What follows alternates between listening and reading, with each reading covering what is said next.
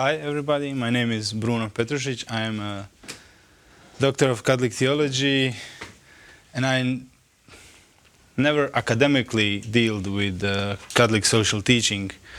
I had a great lecturer, Professor Spiro Marasović, Franciscan, and on his lectures I was listening a lot about CST and how to implement the values and principles into the society. But during my study I was interested in the relationship between philosophy, natural sciences and theology. So my doctorate thesis is about proposing a new model for the science-religion or science-theology dialogue. But all my life, all my conscious life I would say, I was active in society. I was noticing some problems in my local community, and then I tried to respond to them. Or if I couldn't respond, which was more often, I was bothering others to deal with those issues. So my first NGO that I ran was the youth organization, and we just organized heavy metal concerts around the city of Kaštela. Because we like that music, and we noticed that there is no any suggestions for young people to spend their free time. And when I started studying theology, I became aware of other problems, not just for fun. And then I was actively involved since then in civil society. I have some experience in politics. It's a bad experience, but I thought that it was my call to try to make some changes in our Croatian society. So that's just a short of background of the of myself. But as I said, Professor Marasović really influenced me to understand the complexity of social issues, and he was a really good motivator. He knew how to put you into the motion. So now I am at the Angelicum within Create program, postdoc scholar, and dealing academically with CST. And I have some ideas about common good that I would like to share here with you. The common good is one of the three or main principles in Catholic social teaching. And what seems important for me is that we need to understand the roots of the common good. And it is the ontology. Ontology is philosophical discipline that elaborate what exists, what is there, what is out there. In one way, and in biblical sense, everything that exists is good. So it's better to be than not to be. So in that sense, everything that exists is good, is some sort of goodness in it. And from our theological perspective, we can say that everything is good because God created everything, and we read in Bible, everything that He creates sees that it was good. So that's one root, the ontology or the creation of the world. That's one source of the principle of the common good. The second sort is a human person or human nature, because the human nature is in nature communitarian. So we live in community since we exist, since we became to existence. And what the Church, through Catholic social teaching, is telling us that all social life is actually just an expression of a human person. In that sense, Church can say that regarding the economy, we need to give priority to human work rather than the capital, because human work is expression of human person, while the capital, like some resources, like money or some material things, they are not expression of human persons, but they are good, some sort of good. So the capital is good, but we need to give priority to human work within the framework of economics. And the dignity of human person is foundation for all principles of the CST, but also for the entire content of the CST regarding its values and the ways or mechanisms how to implement those values into the society. And what is the human dignity or dignity of human person is just, I would say, a fact that we are part of this collective human family. So in biology we speak about human species, and what differ one species to another is its nature, and that nature is intrinsic, as we will see later. But what listening all these days, today's and yesterday, listening others about the common good, I wanted to stress out this notion that when we think about common good, we can think it in two levels, I would say. So one is transcendental level, and the second is instrumental or operational, as we saw, as Elena tried to put into the just transition policy. So what is the instrumental approach to the common good? So that's the very well-known definition that we heard earlier, that the common good is sum total of all social conditions. So that states in Mater et Magistra, repeated at the Gaudium et Spes, and it's like the core definition of the common good. But it is instrumental definition, because right after the compendium says this definition, repeats this definition, the sum total of social conditions, it states that the common good does not consist in a simple sum, but it is transcendent in somehow. So it is more than just this all conditions that we can think of them. So this is the transcendental approach to the common good.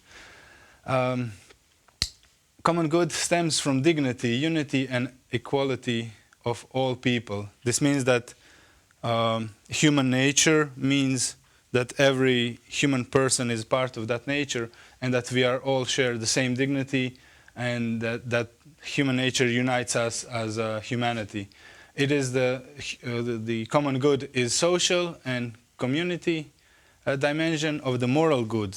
I think also someone mentioned this before today, that actually, as we have on a personal or moral level the distinction between good and evil, that also we have at the social level, and everything that support or promote human dignity and support human flourishing is actually the common good in instrumental meaning. And the common good is the ultimate end of entire creation. In number 170, the compendium says that God is the ultimate end of entire creation. So when we go to speak about the sources or common grounds or common aim or goals of entire history and entire mankind, we start and we end with God.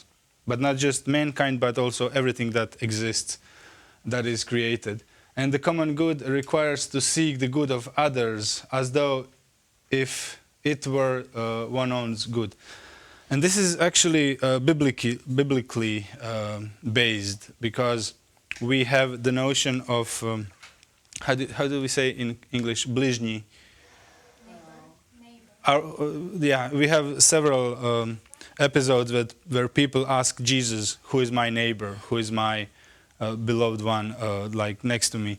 And Jesus then tells some stories, and the moral of the story is that we need to become neighbors to another, not to ask who is my neighbor, but I need to become a neighbor to another person. And this is when we think about common good as a transcendental thing, then we say that we need to love our enemies. So it doesn't mean that we need to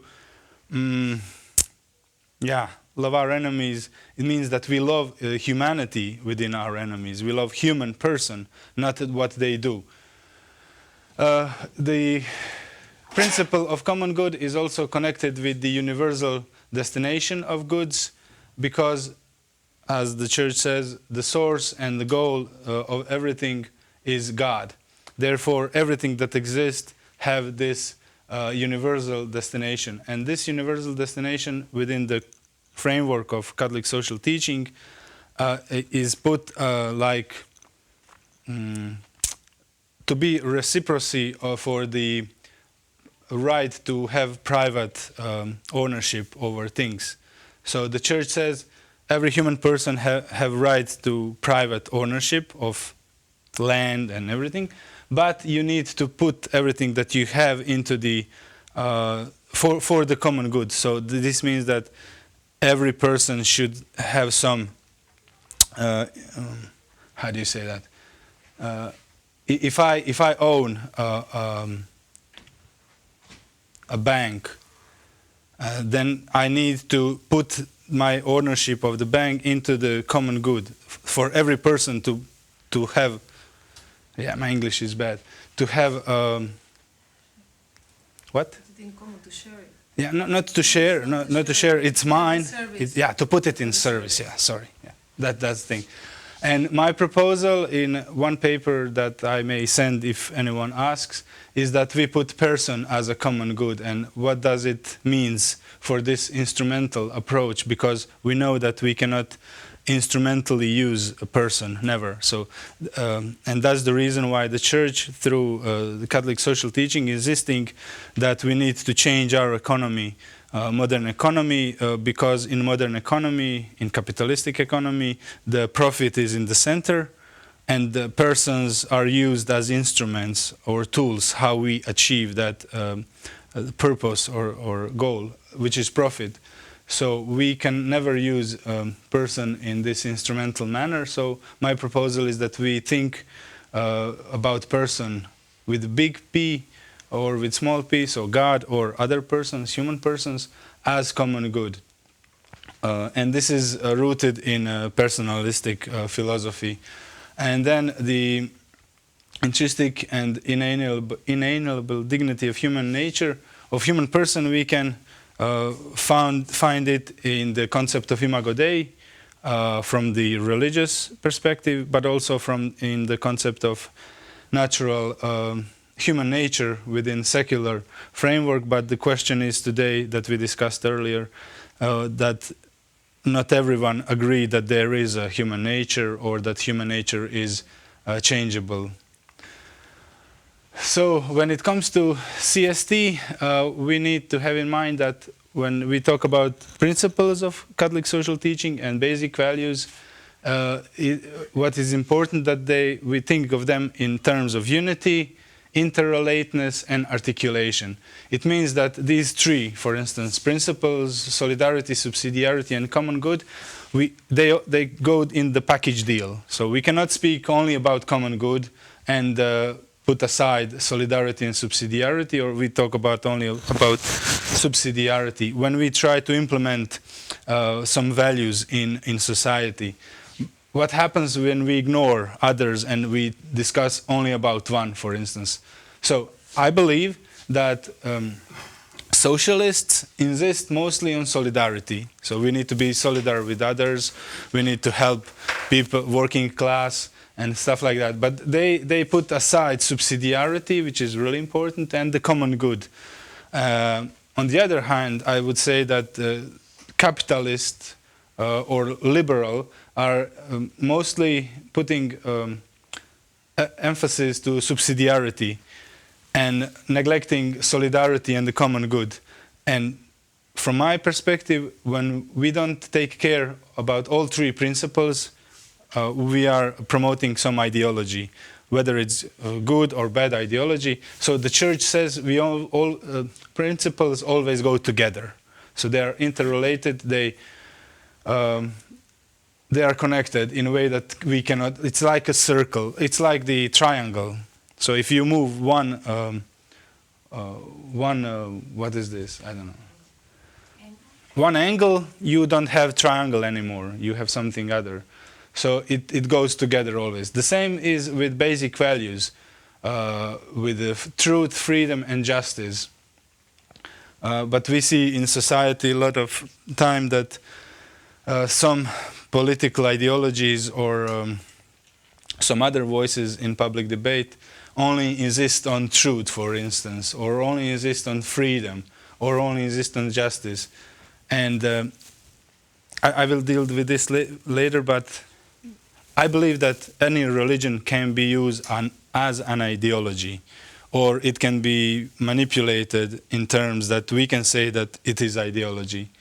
And any time when we use religion as an ideology, we, at least Christianity, we neglect one of these basic principles or values.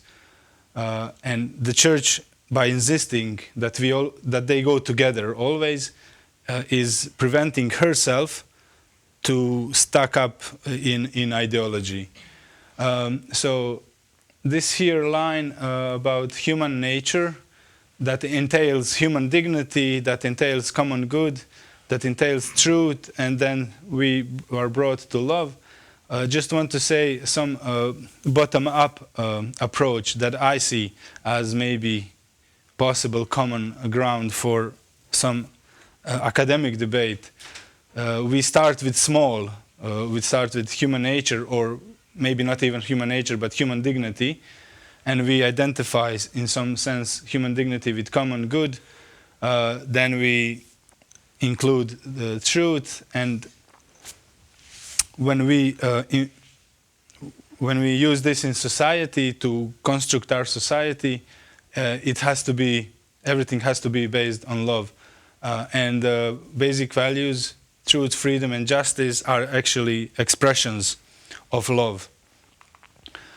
Now that was about common good. Now about politics or political community. The Catholic social teaching is that human person is a foundation, as a source, and a purpose, as a goal of the political, or broadly speaking, social life.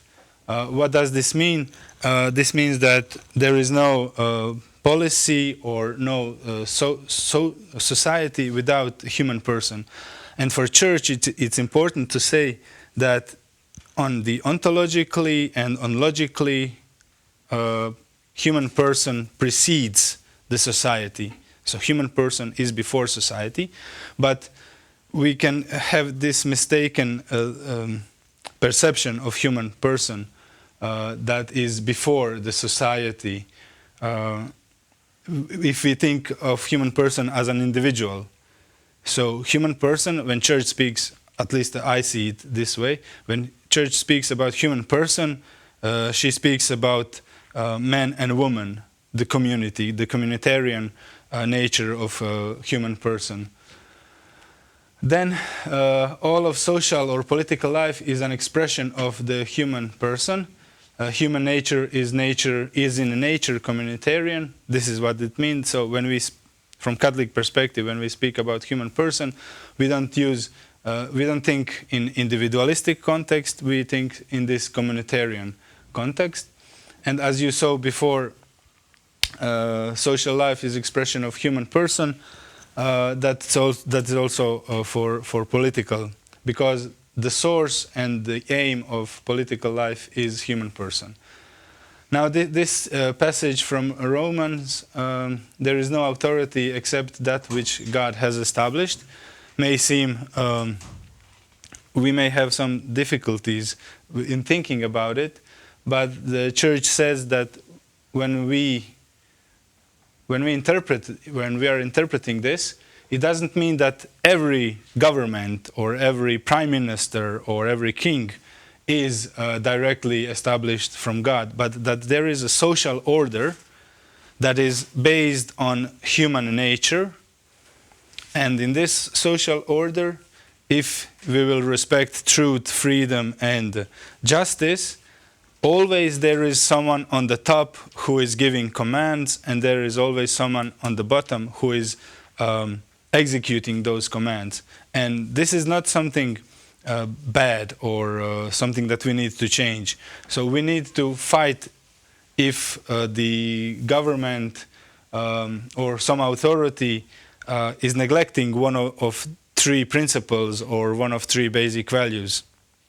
So we fight to change that authority, but not to destroy the hierarchical pyramid or organizational structure of society, because this hierarchical organization of society is based on human nature. Politics, we have also, I would say, two approaches. We heard today that the division between ethics or morality and politics started with Machiavelli and then enforced by the Enlightenment. So we have this liberal idea, I would say so, struggle for power, which church does respect, because the politic is autonomous from the church. It has its own rules, processes and mechanisms, but church sees politics as a service to the common good. And if you just put a person, service to the person, then we can think how to understand the instrumental definition that I show you previously of the common good as a total sum of social conditions that that make possible for human person to flourish. So why service to the common good? Because we have an example given by Jesus when he washed his feet to his disciple. So he says the way of ruling others is by serving them. So church sees politics as the really important job that needs to be done, but it needs to be done in these terms of service rather than struggle for power, where we see other as an opponent that we need to destroy in order to become one at the top. So the church also, in her social teaching, accept this democratic principle, the division of power, mostly the three: executive, law giving, and the third is the courts. And yeah, the participation can be seen as implementation of principle of subsidiarity. It means that every person needs to be engaged in a democratic process or in political process in one way or another, because we are all responsible and we all can serve to the common good, not just through the politics, but through civil society, through business, through our hobbies and stuff like that. And what are the instruments that are there for society to shape itself and to make human flourishing possible? It is the public policies. Those are the instruments. And then we have some accents made by Pope Francis in his magisterium regarding Catholic social teaching and new politics, that he call us to imagine new politics in Fratelli Tutti. So regarding the Catholic social teaching, Pope Francis insists a lot on Fratelli Tutti, so creating this universal brotherhood where we will see other as a person with an intrinsic dignity that we need to respect. So he cares a lot about environment, calling the earth our common home, playing with words, common home, common good, and with insisting on culture of encounter. And regarding new politics, he is so much into this bottom-up approach, so we need to start from our local communities. Actually, we need to start from ourselves, convert ourselves, and then put ourselves into the service for the others. And this is unity prevail over conflict is one of his 4 principles in Evangelii Gaudium. And it gives us an opportunity to see how we can come to the common ground from which we can build our society in a better way, I would say. Okay. Now this is Željko Mardešić. He was a sociologist of religion in late communistic era of late 70s, 80s, and 90s. He wasn't. He was a lawyer, I think, by profession, but he was really into the sociology of religion, and he wrote a lot of books and scientific papers. During the communism, he was writing out under the pseudonym because it was how do you say that? Yeah, Jakov Jukić, that was his pseudonym, but it was dangerous to write about these topics in the communist context. He was really critical regarding the Catholics involved in politics on wrong way or using wrong mechanisms. He was really influenced by the Second Vatican Council, and he was really a man of dialogue. So when Pope Francis described the culture of encounter, I often think about him, because he was discussing with communists, with bishops, with Catholics, with atheists, and he was really a man of dialogue. And his main ideas about politics and the common good, we can see them through the question of secularization. So first, for Mardašić, it was really important to notice the difference between secularization and secularism or laicism, because secularization is good and healthy process within pluralistic and democratic society. But on the other hand, laicism or secularism is bad, because it makes a religion to disappear from the public square, while the secularization is neutral regarding religion, in the meaning that it opened the public space for expression of every religion belief or any belief at all. But he is speaking about three secularizations, or three processes of secularizations. First is about the church. For him, the secularization of the church started in early Christianity, when the church secularized herself by accepting Greek philosophy and Roman law, or Roman hierarchy of society, hierarchical society. And he sees the problem, because when the church was way much connected with the society, with the state, with Roman Empire, he says that church secularized herself, creating spaces where her influence will be expected. For instance, accepting Greek philosophy, you could do philosophy without any connection with your religious belief, or even though it didn't happen, because any form of philosophy was influenced by theological thinking. Actually, theology use philosophy, as we know, in scholastics. Then the church secularized herself in Middle Ages to protect herself from the strong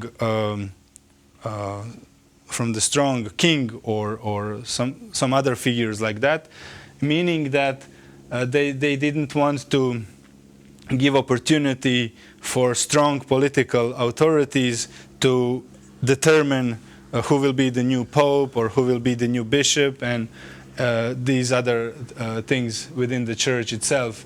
So the church asked for secularization, saying that king cannot interfere into the choosing a new bishop, but also that the church herself will acknowledge any new king or any king of the other country if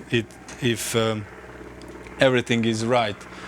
And then we have the third secularization of the church itself with the Enlightenment, where actually it is secularism, where the church is forbidden to be in public spaces. Then he speaks about secularized politics, because after the Enlightenment there was a big empty hole in the social reality, because you could not practice religion within the social reality. So you need, but as we heard yesterday, human person is by nature religious, and if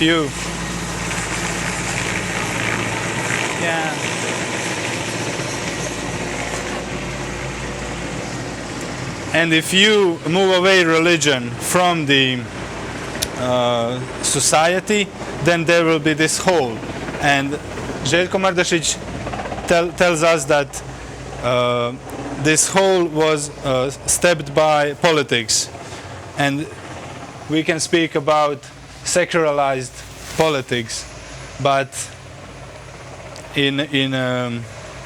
by the mid-20th century, what happened is that politics herself become secularized, in meaning that some other influences or interest group prevail over the society.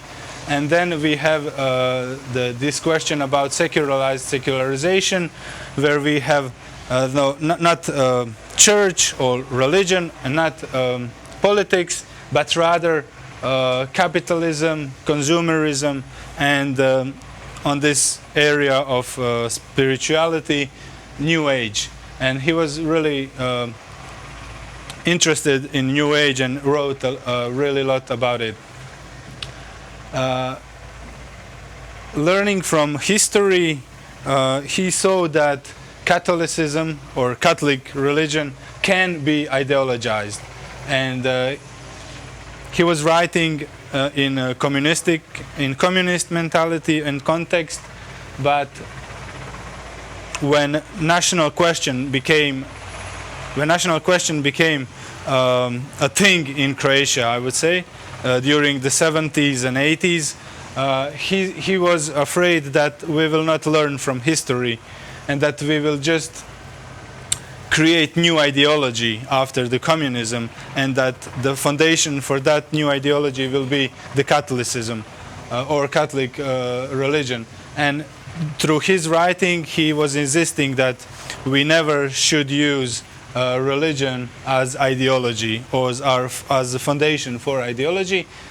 And he was really writing a lot about democratic processes and pluralism, because a lot of people did not understood then, nor they now understood, that pluralism doesn't entail relativism, but it does entail relationalism. And there is an important and big difference between pluralism and relativism. He would say that the important thing is that all pluralists agree that there is some objective truth, and that we can approach from different angles, perspectives, with different methodologies. Okay, but the relativism says that there is no objective truth, and that every truth that we can have as a society or as an individual is on equal basis. So that's big and important difference. And he was really into this notion that every political ideology reduces the common good to particular interest or of interest of particular group, and we can name that today as a public good. So what is the difference between public good and the common good? I would say that the difference is based on his writings.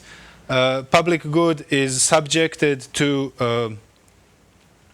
the society to define it. So if any society wish to define healthcare system to be a public good, it can do that.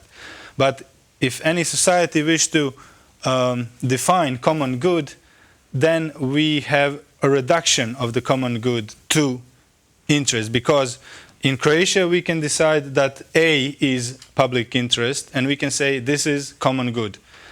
On the other hand, in Italy, they can say B is our public good or B is common good, and how these two commons match each other. So why is that? Because the common good have this transcendental nature in its or dimension, and we, as I would say that the same is when we think about natural laws and human laws that we saw also previously, or these positive laws that state right and the parliament bring them out. So the natural law, we discover it actually, but positive laws, we write them, we define them. Natural law, actually, we just interpret in some manner. We do not describe them, or we do not bring them into the life. Fra Špiro Marasović, he was really into, so he was he was writing a lot about Mardešić. He was a moral theologian, and he was professor here in Split. He saw his main idea to be promoting a person, or this personalist approach to politics and everything. And he was also, I would say, critically entitled to some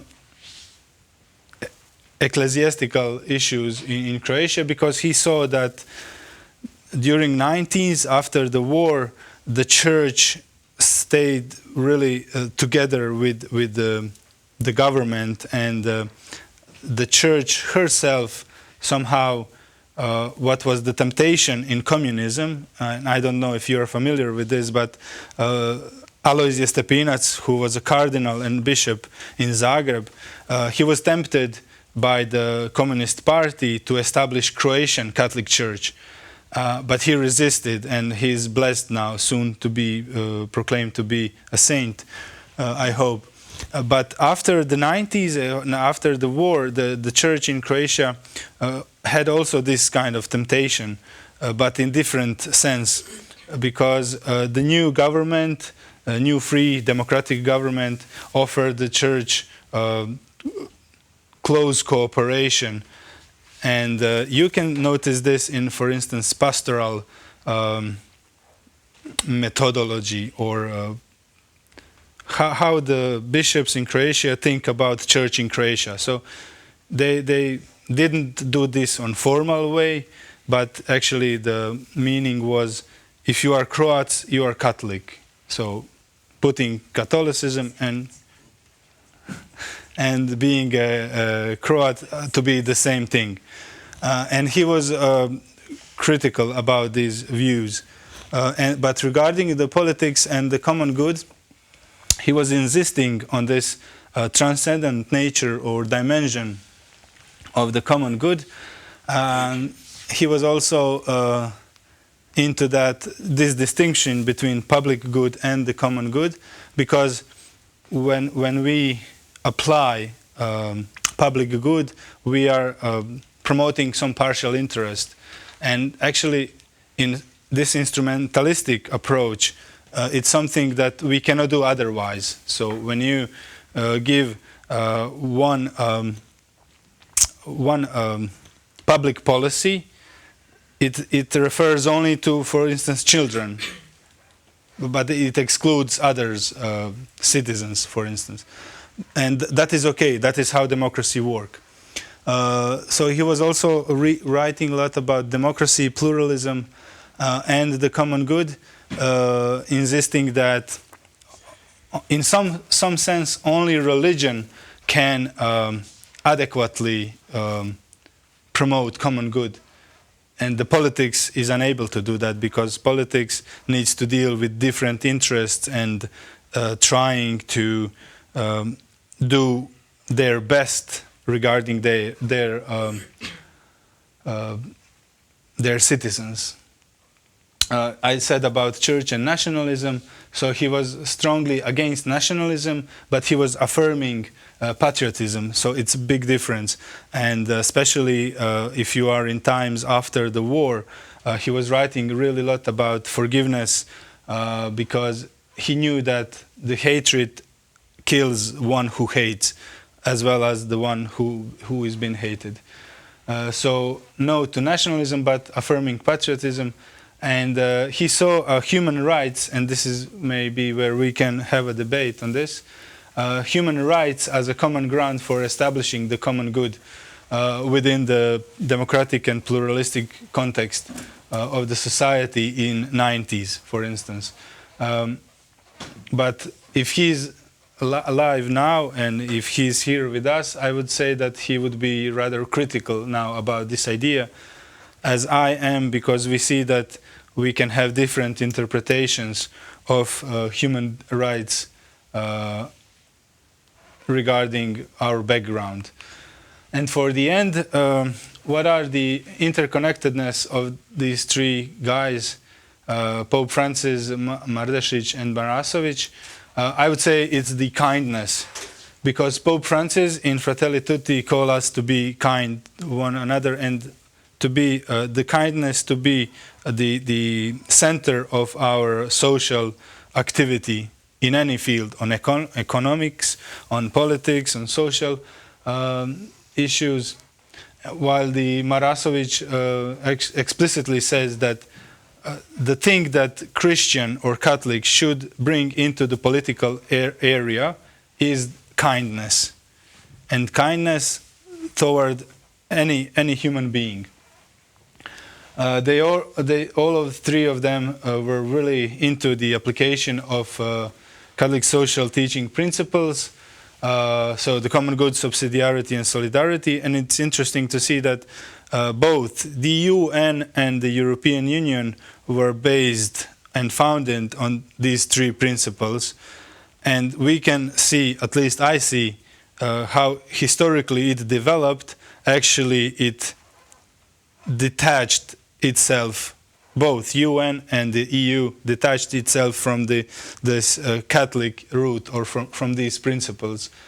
And all of them also emphasized a lot democracy and pluralism to be a chance for religion to have an active role in society, both through politics and through civil society organizations, for instance, but also through economics. And that's it. Thank you for your attention. If there are questions or proving me that I'm wrong, I would be happy to answer it. Yes, please. Thank you very much. I'm not going to say you were wrong, because I don't think you're wrong.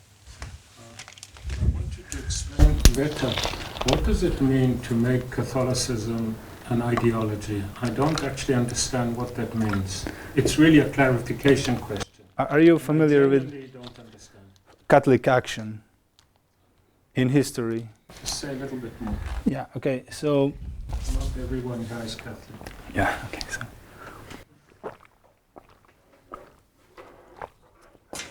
I will just have to consultate Mardešić, because I don't know the years when this was happening. But Sister Helen, if you know something about Catholic action, I will be happy to listen to you rather than me reading from this. Specific, I think it's better you say what you want to refer to. One pope started this. Pius the 12th?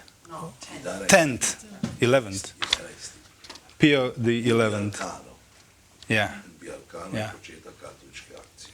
Okay, so, and that was the model of how to engage Catholics into society. And when analyzing this model by Mardešić, he noticed that the idea was to any socially active Catholics should be part of the Catholic action. Yeah. Yeah, okay, I will translate. He knows more about it. Yeah, definitely. Između dva svjetska rata, mi smo u Hrvatskoj imali jaku katoličku akciju. S jedne strane imali smo akciju koja je išla u politiku, to su ti bili oni Sokoli sa Hrvatskom seljačkom strankom, a onda su došli križari koji su se odmaknuli od politike i radili baš na socijalnom planu. Okay, between the World War I and II in Croatia, we had this strong Catholic action that was focusing people and engaging them in politics, but also to social issues.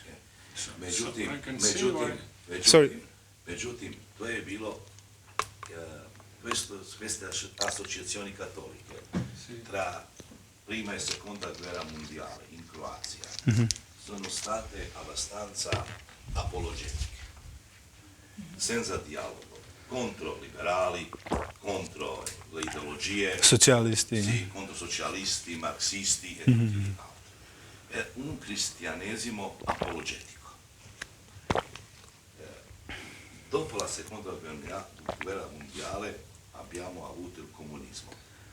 Tutte le associazioni cattoliche sono state annullate.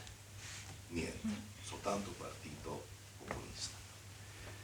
E dopo gli anni 90, quando siamo stati liberi, cioè abbiamo costruito lo Stato croato, alcuni hanno voluto rivivere queste associazioni prima della seconda guerra mondiale. Ho capito. Ecco, e fanno una ideologia cattolica, cioè un cattolicesimo ideologico, in senso non vivere la fede privata, personale, ma soltanto un confronto con tutti gli altri che sono diversi. In questo senso Marasović e Mardešić hanno voluto un pluralismo positivo dove un cattolico dalla forza della sua fede appoggia questa società, cioè fa un contributo positivo per bene comune, senza ideologia. So, what I understand perfectly, if you mean you shouldn't turn your faith, Catholicism, into a political movement. Yeah.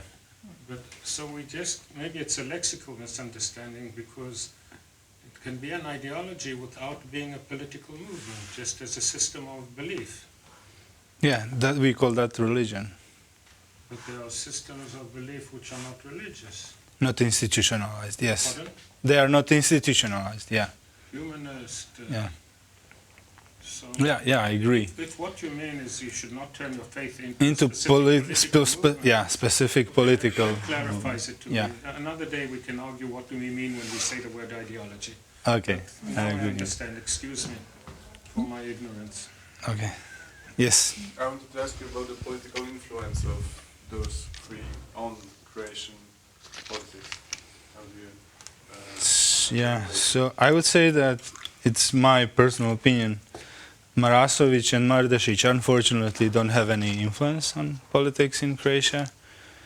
I would say also not on the church, and that makes me sad. But I would say that Pope Francis is having influence here, both in with our bishops and within society.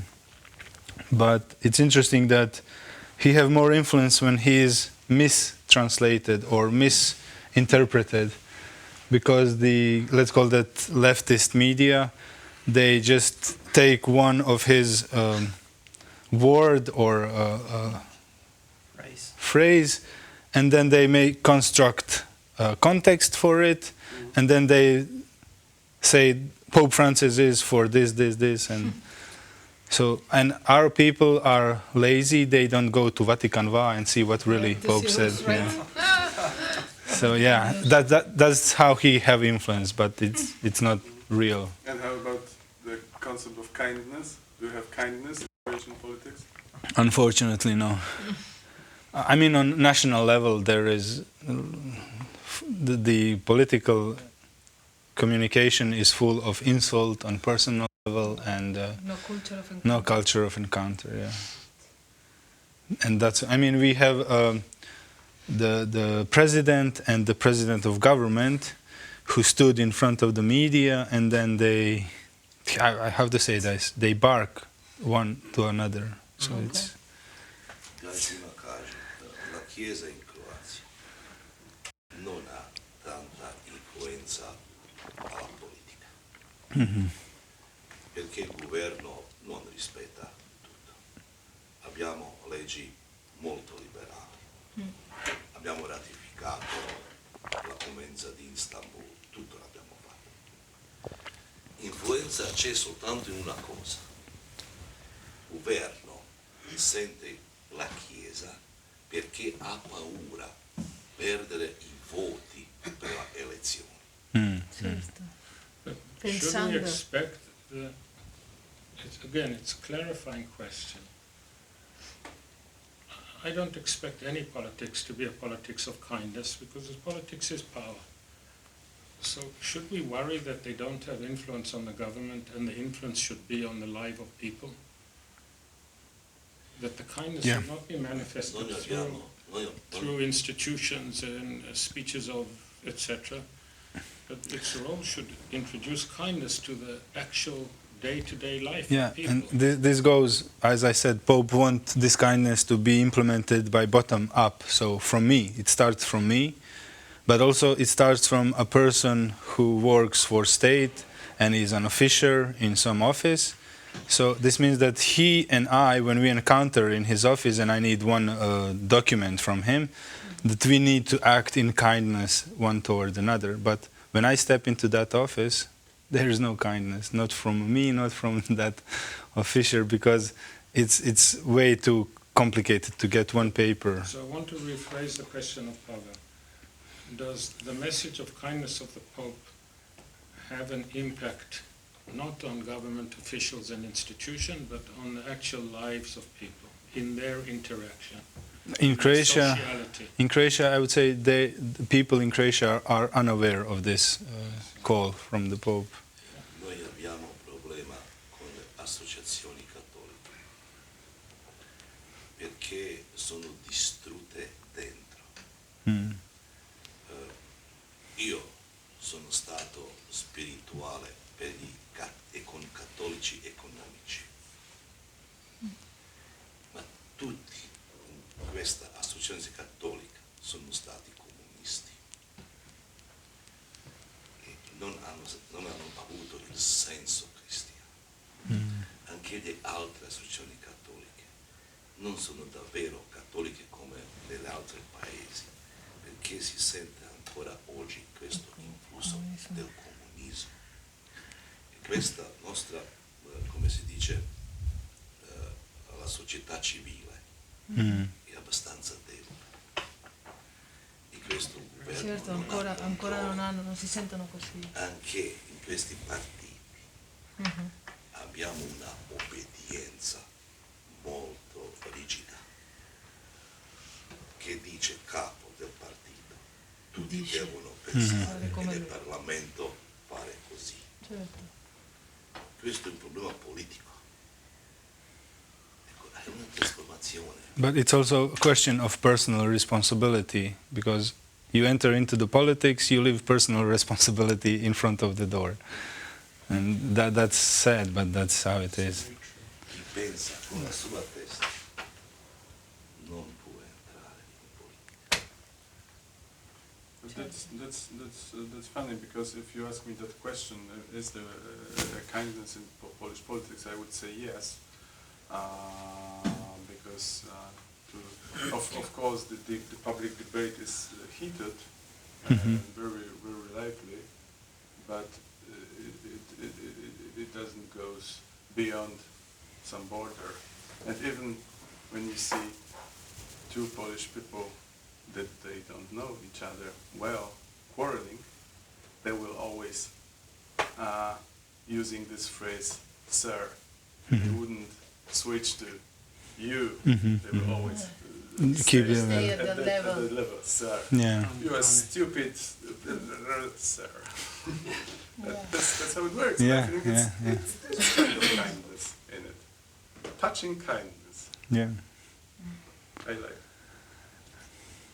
Can I ask you two things? First of all, maybe you did say more about this and I missed it because I was a little bit tired. but you said more than once that the common good has a transcendent Dimension or nature. And it would be interesting if, for me anyway, if you could say a little bit more about what you mean by that. And then my other question is that the chapter of Pope Francis in Fratelli Tutti, where he talks about the better kind of politics. Do you think there's anything in it which is really operationalizable as you know, so, or is it really more a sort of eschatological vision, or is it something that maybe we could gradually move to? I mean, how do you see that in relation to politics in Croatia? Okay, so you are familiar with the emergence theory in physics or in chemistry. So it's about when you put two atoms of hydrogen and one H2O, one atom of oxygen, you get water. So you get some emergent properties that were not at the atomic level, but you have them on the molecular level. So it's something new happened that didn't exist before.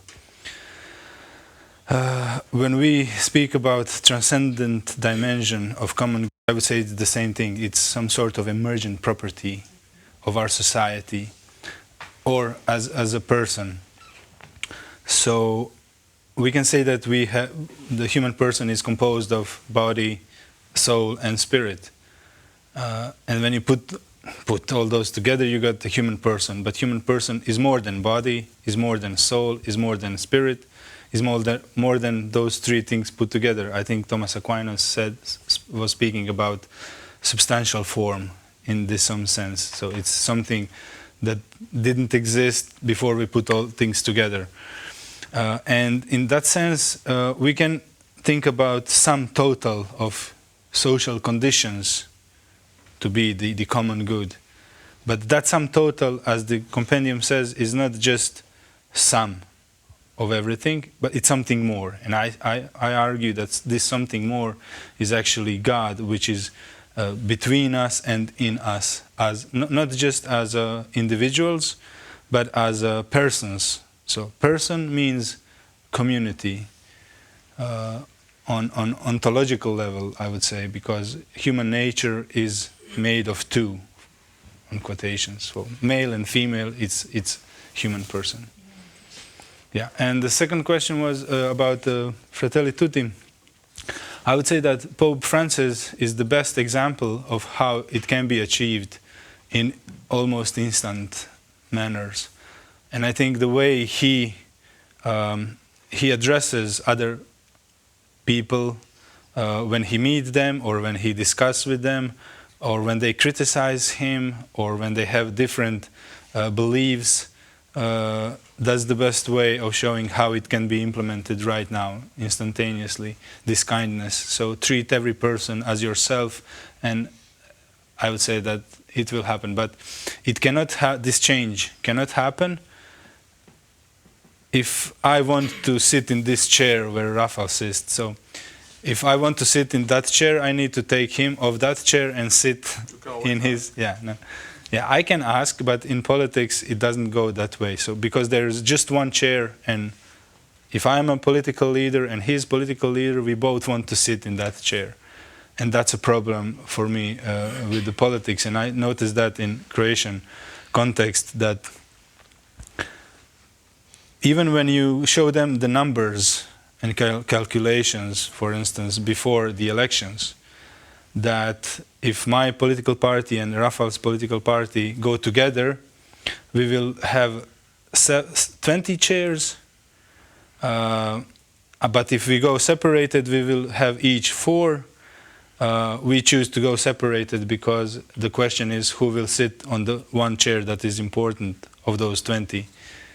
So even though, and that's the view of politics as a struggle for power, to sit in that chair of the power.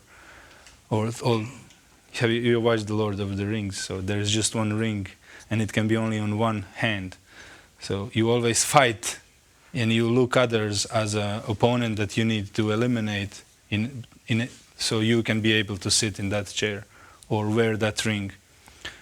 And I think when we convert from that vision of politics, when we see it as a service to the common good, to every person, then this kindness is a necessarily step, and it goes instantaneously. I think it's very hard to escape this situation, because I cannot imagine when there's a real quarrel about the chair and who is more important. I think in a real politics it works like, or in a real life it works rather, it works in a different way. There are two sides, and both of them have this feeling that they have already made a lot of concessions, and they cannot make more. Yeah. I have already made this and this and this, and then the other side means precisely the same, and this is the problem. This is the problem between left and right. The left feels that the right is on rise and will destroy, will take over. Everybody will need to go to church or be yeah. But this was exactly my problem with Pope Francis at the beginning of his pontificate. So I did not understand how a Pope can say that reality is more important than idea. Because I was taught ideal world is somewhere that we aim to, that we need to, this idealistic world, we need to make it happen here in reality. Reality is not good. We need to change. That's the reason why we need to change it. My perspective was like this. So I was thinking, like you said, when two politicians meet and discuss who will sit in that chair. So I make a lot of consensus, you made a lot of consensus, and we don't want to go further. But that's something like we have, this is my political program, and then I will just take 100 pages and I will take them out, so that's consensus. We agree on something. Okay, so just let me finish. Okay, I'll take that away and this away and that, and you do the same, and then this will be our common ground. But I think that's wrong perspective. The perspective should be, as the principle says, reality is more important than idea. We start from here, from now, and we build up to the idea. We don't make violence on the reality to implement the idea. It goes in organic growth. So this was violence for me, ripping out pages of my political program, as well as for others. But if we put political program, for instance, aside, and we look reality and we say, okay, this we need to fix this, and we start from that, the perception is other. Then we do not make consensus, but we build together. We are building something together. We are solving problems together. And when politicians would be able to make this change of paradigm or perceptive paradigm, I think there will be no problems for coalitions, for sitting in that chair. Yeah, shortly, and then we have to go to the other occasion. What you said now is on the line of Hans-Georg Gadamer, but he speaks about dialogue. The dialogue doesn't presuppose a common language, but it creates a common language. And I think that kindness is, in social doctrine of the Church, one of the main preconditions for that dialogue. In order to be able to discuss some important issues, we need to have that basic starting point. Yeah. But I have also another question regarding the transcendental dimension. It's very interesting. Could you clarify, is transcendental dimension something that people receive from God, or they create it? And if they create it, what are the indicators for it? They receive it as a gift. So the human nature, to be the communitarian, is a gift from God. So that's the reason why we cannot live on our own. And we cannot achieve common good on our own, so we need others. And how to achieve common good with others is by being gift for others, by serving the others. And I would say that that's the logic of gift and not so much of we bringing something or we realizing something. It's not about we do something, it's about we are accepting something as a gift from others or from God. Yeah. Okay. Yeah, please. Just a short question. I also have a question regarding clarification, because you mentioned the term affirmative or affirming patriotism. Affirming patriotism. Affirming patriotism. Quite recently I wrote a paper about different perceptions or types of patriotism, but I haven't heard about that one. Could you clarify the nature of that concept, please? I just came up with that today. So I need to think more about it, because I know that through writings of Frashpiro, it just came to me, this slogan or syntagm. So I need to work on that, and I will in my paper, so you will be able to read it there. Yeah. I just wanted to say personal experience. So you heard that 2013 we had this referendum on marriage to put it in the constitution. And a few months after that happened, the leftists started another petition for changing that.